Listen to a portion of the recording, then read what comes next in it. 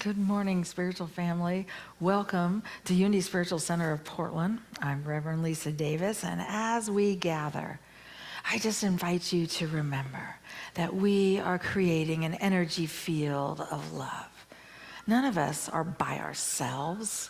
Instead, we are an infinite collection and connection of spirit. All of the things that happen around us, all of the noises, all of the stuff that goes on, it's still a part of this interconnected universe in which we live. And so as we gather, we also recognize that we are gathering in our wholeness. If anyone has ever told you, or you have ever thought you are not enough for this journey right here, right now, I invite you to take a deep breath and say, yes, here I am. I am enough. I am ready. I am moving through all that is, recognizing that the pure potentiality of spirit is within me. It surrounds me. It lives as me this moment. We want to welcome you. If you have not been here to Unity Spiritual Center of Portland, virtually or physically, we want to welcome you. You can go to our website and sign up to be on our mailing list, which will get you a weekly e-newsletter. We welcome you. For all of you, I invite you to share this on your Facebook and with your friends and invite them, because right now, one of the greatest things we can do is to connect. I want to open in prayer. I want to just take a moment and say, Infinite Spirit, we open our hearts, our minds, our being, and we know that life and light and the presence and power, the movement of God, this movement of spirit lives as us now. And we are so blessed. And so it is. Amen. And so we just added a small opening prayer to remember that every day we get to add that into our world, into our life, into where it is we're moving. I want to share with you just a couple things that are happening and invite you to step into them. Tomorrow, we're beginning a 3-week White Allies class as we gather together and say, how can we be the best allies we can be to support this movement of humanity? You can either join us at 11 a.m. Monday morning or at 7 p.m. Please contact the ministry, and you can do that on our website. You can also do that at administrator@unityofportland.org, and you'll get the Zoom link. It's a wonderful opportunity for us to look at where we're going, and we will be gathering then later, starting Tuesday, October 20th, Tuesday evening, and I'm calling it now, we've been looking at it as dismantling racism, but it's better together conversations. It's having conversations with our Black leaders and our white allies and saying, how do we move forward together? How do we create a world that works for all? So I'm looking forward to that. We have our spirit groups starting next week with our new series, and this is all about spiritual basics. How do we know the basics to move through? If you have not signed up for a spirit group, there are a few openings. I believe they're Wednesday evenings and Monday mornings. You can look on our email and you will get the information you need, and just go to your weekly email and that'll give you a link to sign up. And I just want to say welcome. We're so happy to have you here. Thank you for the donations, for being a part of giving in this ministry, which has been wonderful to keep us moving forward. And so if you would like to text 77977, text to that, Unity of Portland, just all lowercase, one word is what you're going to text, and you have an opportunity to give. You can also do that through our website, and you may certainly do it by sending in a check. So I invite you to be a part of this movement of spirit. Right now, we're going to take a moment and just move into meditation. We have Susan and Mark with us again today, and I'm so grateful. They bring such an energy of just holding this space. And so we are going to quiet our bodies and our minds and move in to this meditation song and a time to say yes to the movement of spirit.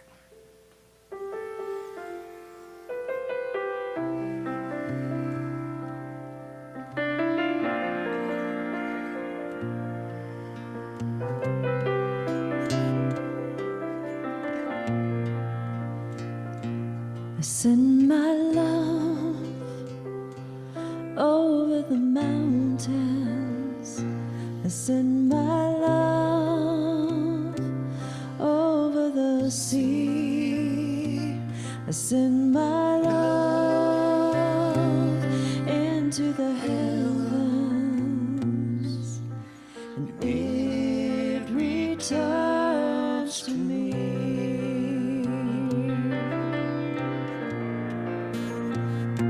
I send my love over the mountains. I send my love over the sea. I send my love into the heavens,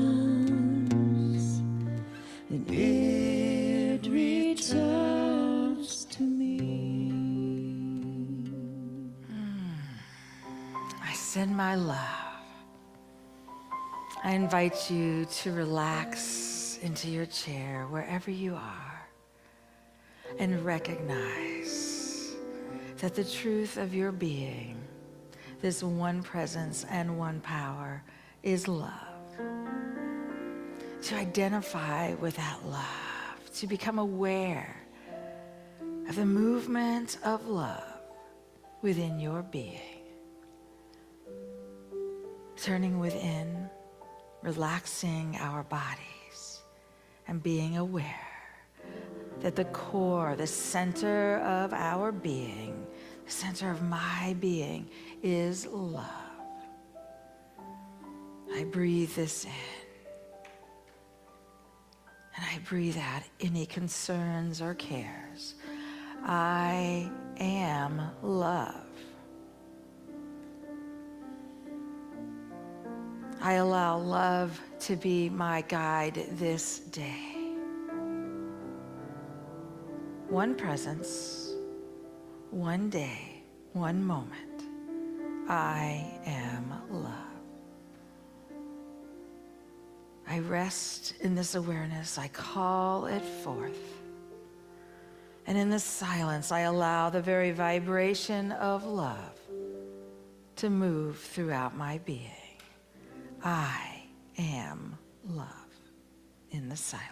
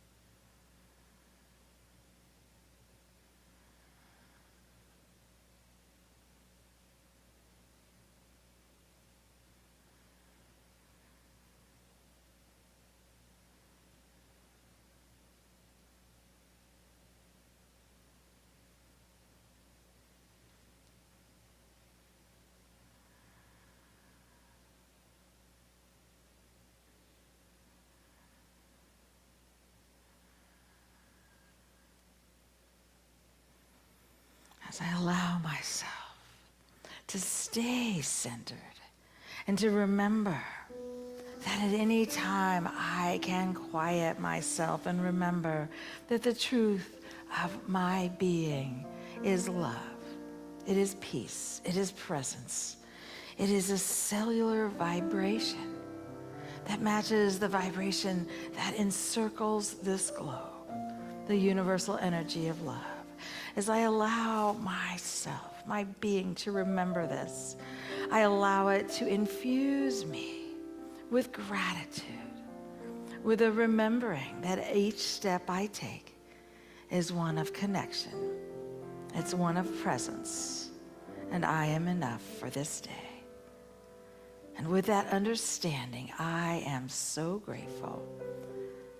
And so it is. Amen.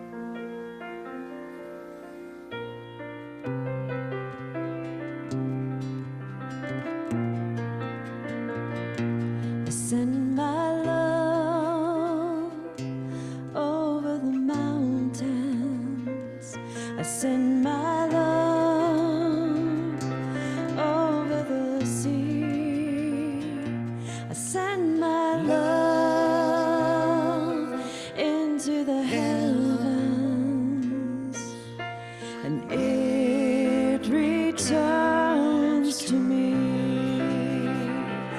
I send my faith over the mountains. I send my faith over the sea. I send my faith into the heavens, and it returns to me. It returns. It returns to me. It returns, and it returns to me.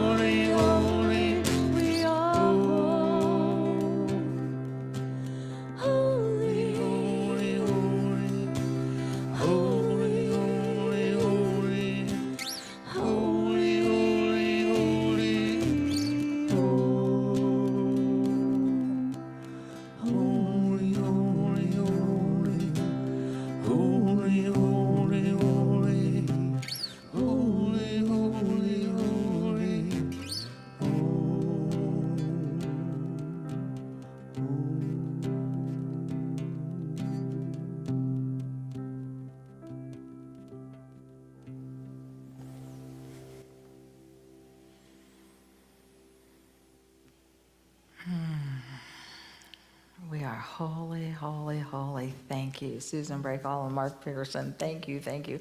Holding that space, and their music surrounds this center here, and I believe it moves out into all of us, into our hearts. We are holy, holy, holy. Now, how many of us spent last week feeling that way?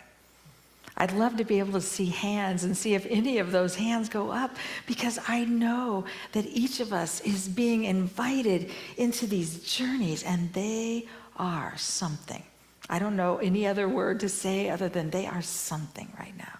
But I also know that the truth of your being is holy. This journey you are on is holy. It is sacred. The journey that we are on is sacred. And many times our response when there's change, when there's movement, when there's unknown, is fear. I want to share with you, this is the fourth week in a four-week series.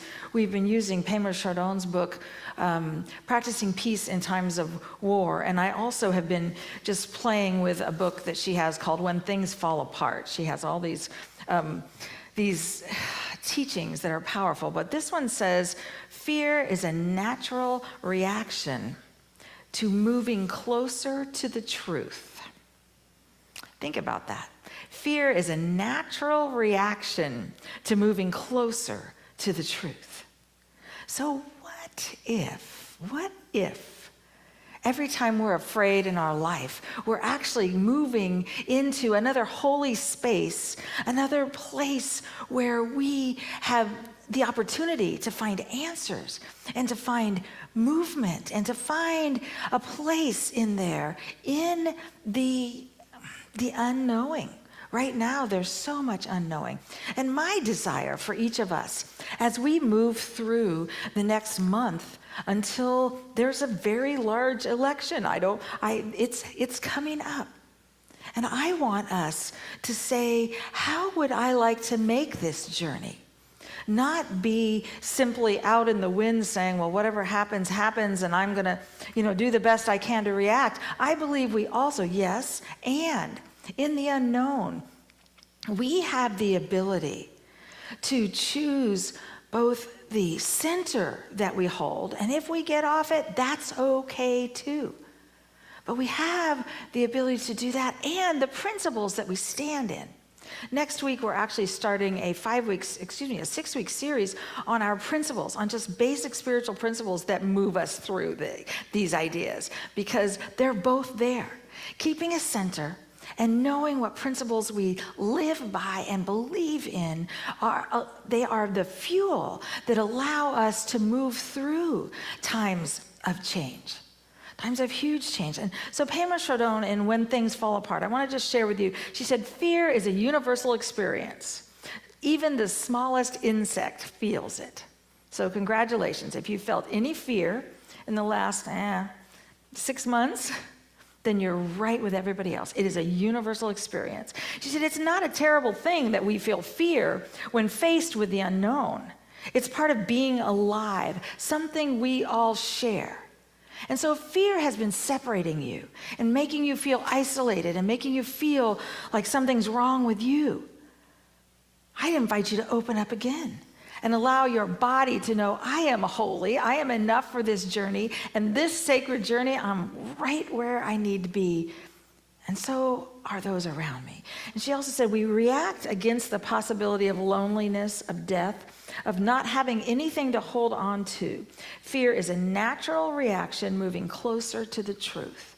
And I just keep looking at that going, whoa. That means moving closer to where my soul really is opening and awakening. And what's happening right now is an awakening. It is a falling away of old systems that no longer serve us. And it is a movement through. And who is it? Carl Jung that says the only way out is through?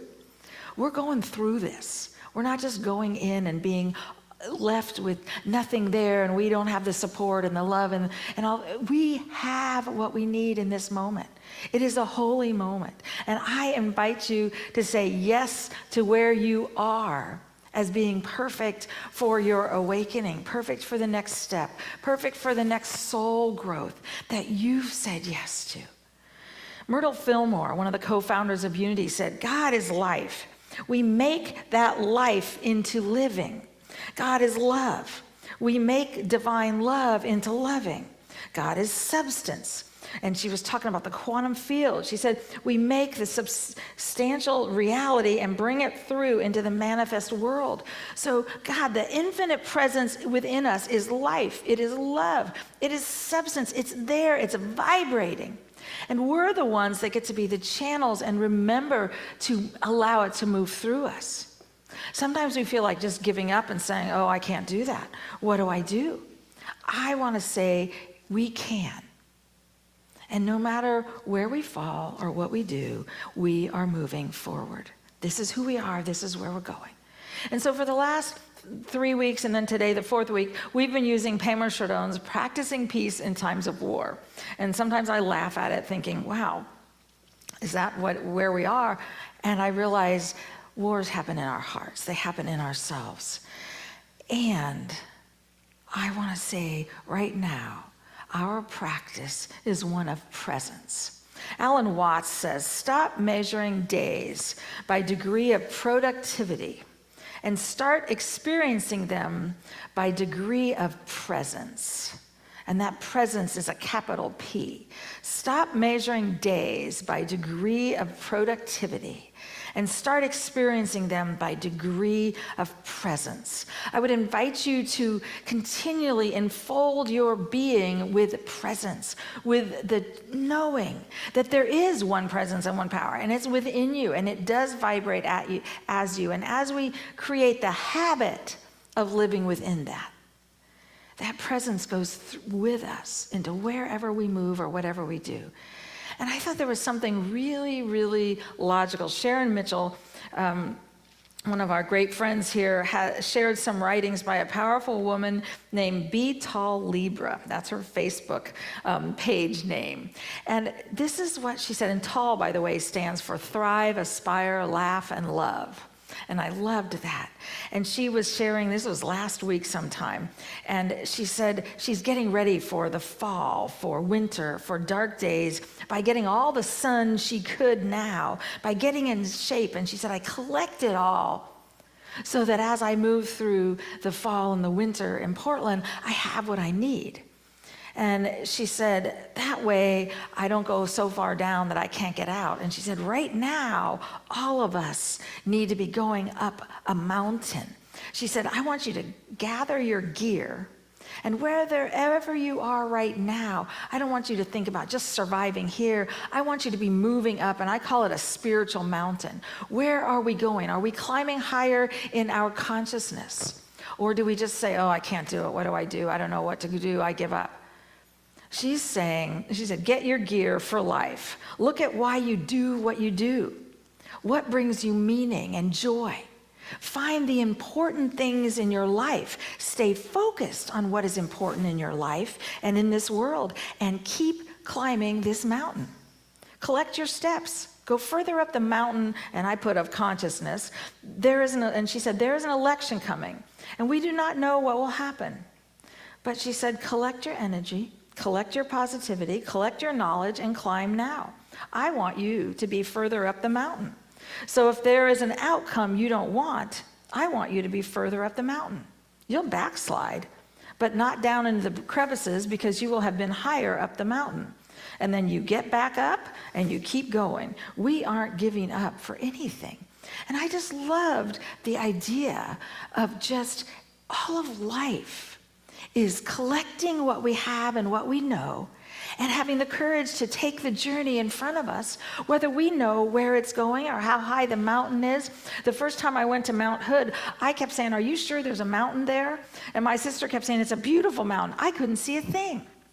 Many of us right now are working to go up a mountain that we don't know what it looks like. We can't even tell where the top is or that it's really there.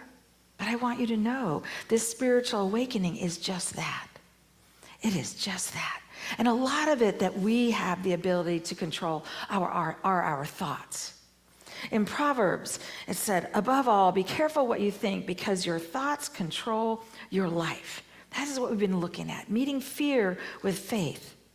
Jesus, when he was talking about not letting our hearts be troubled, not letting them be afraid, he was inviting every person to find peace, to find balance. And he also kept reminding people that that core is within you. I saw something this week that I thought was very interesting. One of the Bible scholars that I've been looking at, they've been they've been looking at the translation from Greek of the kingdom of heaven is within you, and you are the light of the world. And they said, actually, the word that's translated as you is a plural word.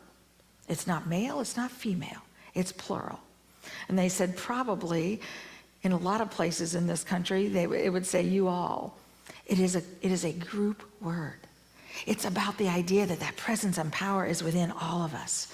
So I just want to remind you where we've been, add a few new pieces today, but to go into reminding you every moment from now through the end of this year, part of this practice of peace, and we're going to go through these steps, this practice of peace, we start with softening your heart, breathing into that idea.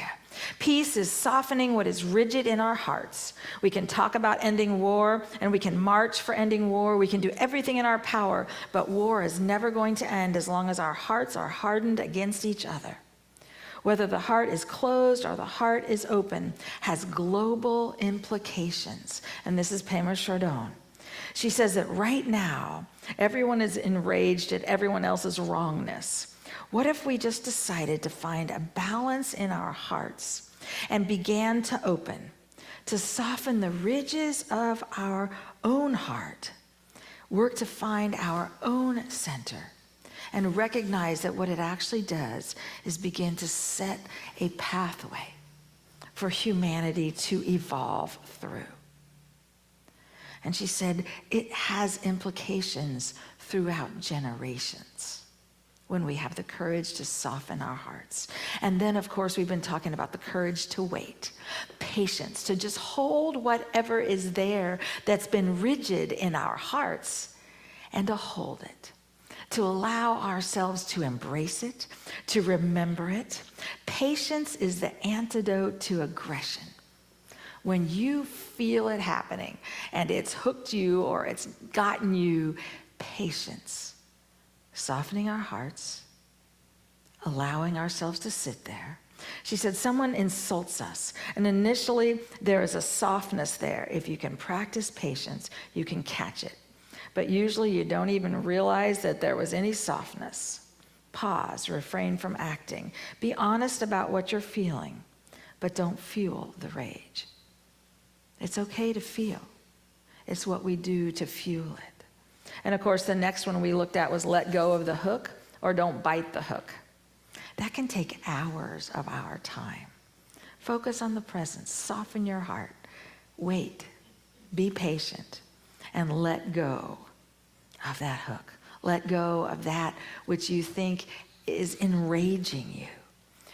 You could act on it, or you could decide not to and find out what else is there. The fourth step we looked at was change your attitude toward pain. Pain happens. Sometimes are not happy. That's not unusual. We can choose our thoughts, but sometimes it's not appropriate to be happy. It's okay. This week, several times, I started looking at that and saying, what would happen if I changed my idea right now about something that's painful and just allowed it to hurt, allowed it to be there, softened my heart, stepped into it, and simply held it. And what I was amazed at is many times we think it'll destroy us. It doesn't destroy us. It actually strengthens us if we're willing to change our attitude. Of course, she says, how about this? Ask these questions. Can I touch the center of my pain? Can I sit with suffering, both mine and yours, without trying to make it go away? Can I stay present to the ache of loss or disgrace, disappointment in all its many forms and let it open me? That's the trick. That's where we're going. So we look at these ideas and we say, how do I open to something more than I have before? Robert Brummett said, we're working with a sacred wound, and many of you know him. He's written Finding Yourself in Transition and several of the books that we study here. And this idea, he said, no one wants to be wounded, yet almost everyone is at one time or another. I don't know anybody walking over the age of 5 that hasn't experienced a wounding. And he said some wounds are small, some are very large, some are physical, some are psychological, and some are both. All wounds require healing. Psychological wounds usually are more complex and take longer. Our relationship to our pain is a key factor in how well the wound heals and whether or not it becomes a sacred wound.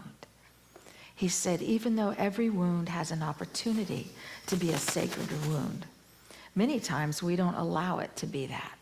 We don't allow ourselves to actually feel it. So we wall it off, we tuck it away, and it sits in our bodies or our minds. And he said, a sacred wound is a wound that opens us to a deeper and more sacred place within ourselves.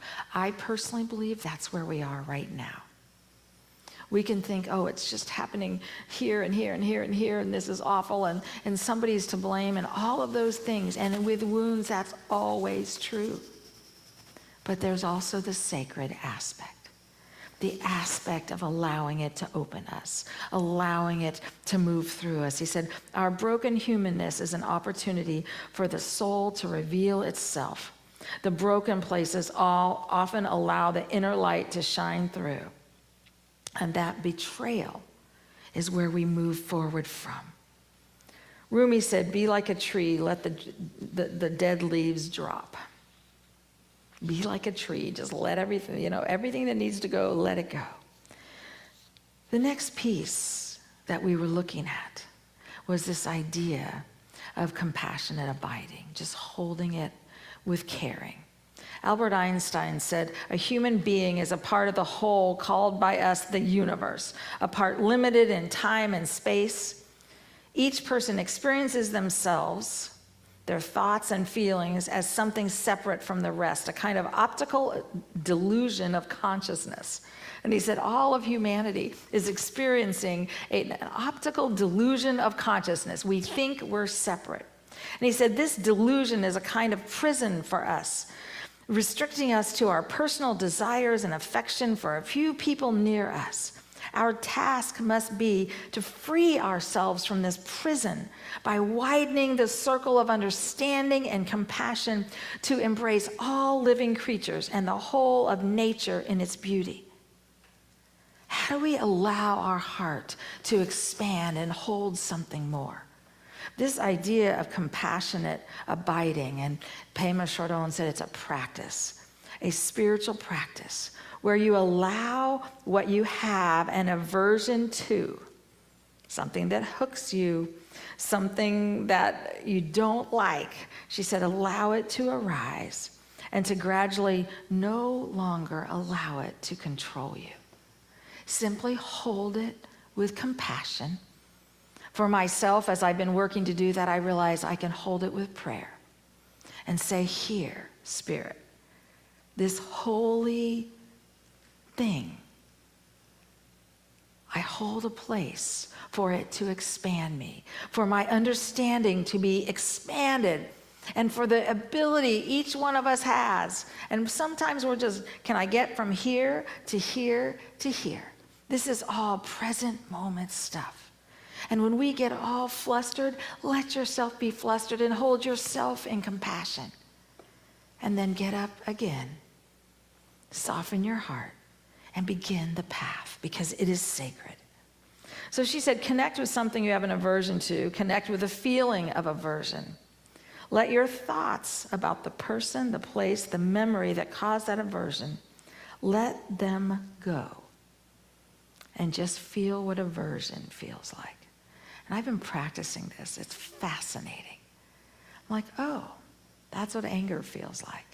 Not, let's feel the story. Oh, that's what it feels like. She said, have a verbal or nonverbal feeling of dislike. Once you've contacted the dislike, breathe it in. And instead of pushing it away, invite it in, but without believing in the judgments and opinions about it. Just contact the feeling, free of your interpretation.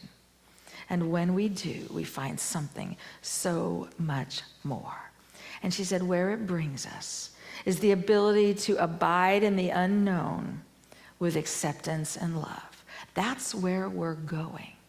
The ability to stand in our world today, to soften our hearts, to let go of the hook, to just simply feel that aversion until the love that we are, that created us, that we've been talking about for so long, will actually move through your soul, through your being.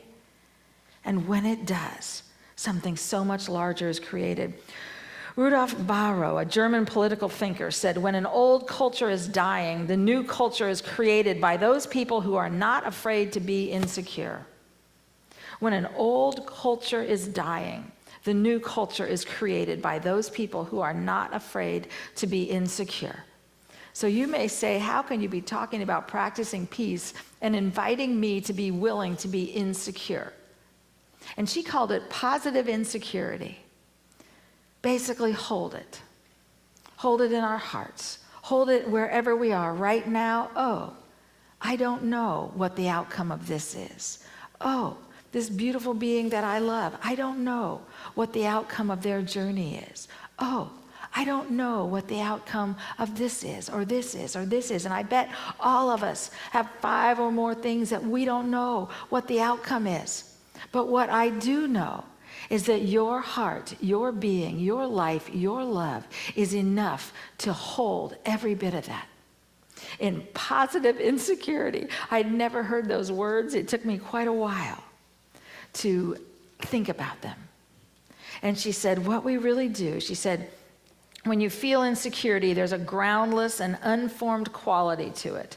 The Buddha's teachings suggest that this kind of insecurity can serve as a direct path to freedom.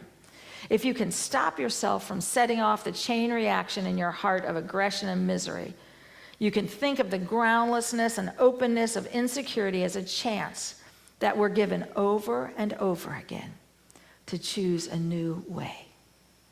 Things happen to us all the time that open up this space, and you could call it spaciousness. When I worked to call what's so insecure in my world today positive and spaciousness, I realized the same energy, the same quantum field that created each of us is within that space. It vibrates, it lives, it loves, it is there present. And we can allow it to heal us, to remind us we are whole. John Lewis said that every time they got on a freedom ride and did what was not allowed in the South, even though the laws allowed it, and whites and blacks, 6 white men, 7 black men, got on those buses and rode through the South. He said we did it from love, and the space we resided in was love.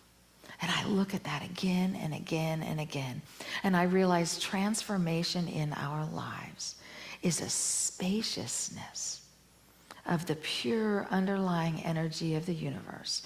It will surround us. It will take us through whatever we're called to go through. We are safe, we are enough, and we are filled with that presence and power.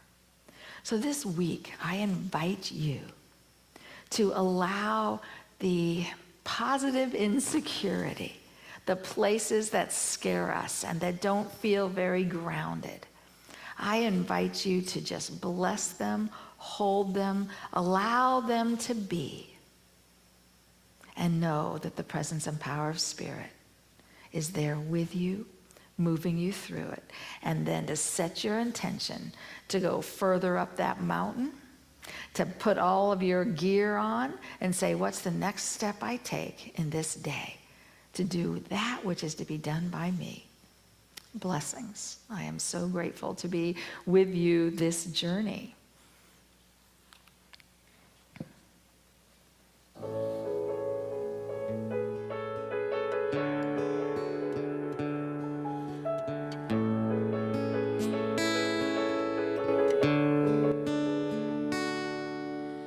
Let me be an opening of understanding. Let me be an opening of compassion.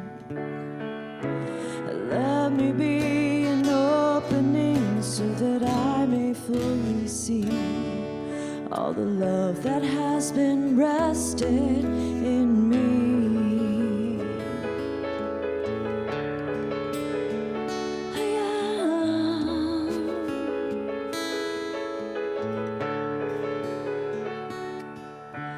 Let me be an opening of acceptance. acceptance.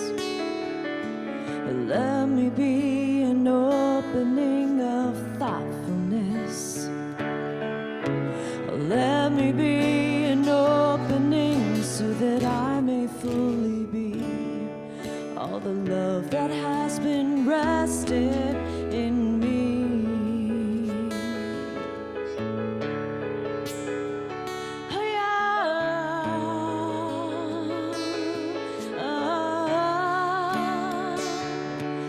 And the world will feel a ripple through its heart. I want to play a part of a healing one, and our souls are awakened to the thought that we do care, and the promise of this life can be shared.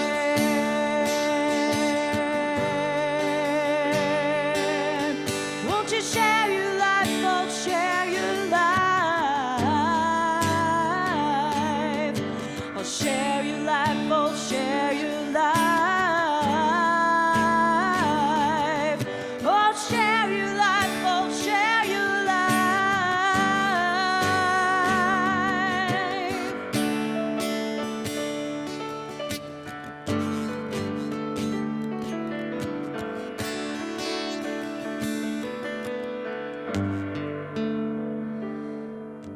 Share your life, oh, share your life.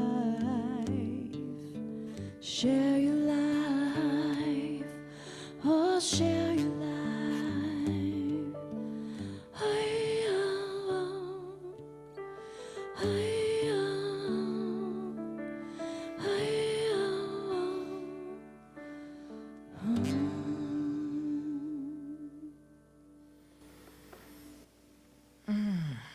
We truly did come to share our life, this sacred journey with all of humanity. As we remember that together we're walking each other home, we recognize that every time we find a place of peace in our heart, we actually touch all of humanity, because we open a platform in consciousness for every other being to step into that. Right now, I'd invite you, if you haven't thought of sharing your offering, to do that, whether you decide to send a check or you do it on our website and use our donate button, unityofportland.org, or you do the push pay, which is texting to 77977 and the word Unity of Portland, all lowercase. You can do that and get on automatic giving and recurring giving, and we appreciate you being a part of this community and the realization that we walk this journey together. This sacred opportunity to touch the lives around us creates the world that we desire to see, a world that works for all. So we say thank you. We're going to close with our unity prayer. The light of God surrounds us. The love of God enfolds us. The power of God protects us. The presence of God watches over us. Wherever we are, God is, and all is well. And we invite you into our Coffee and Connection starting in about 5 minutes. Have a love-filled week. Blessings.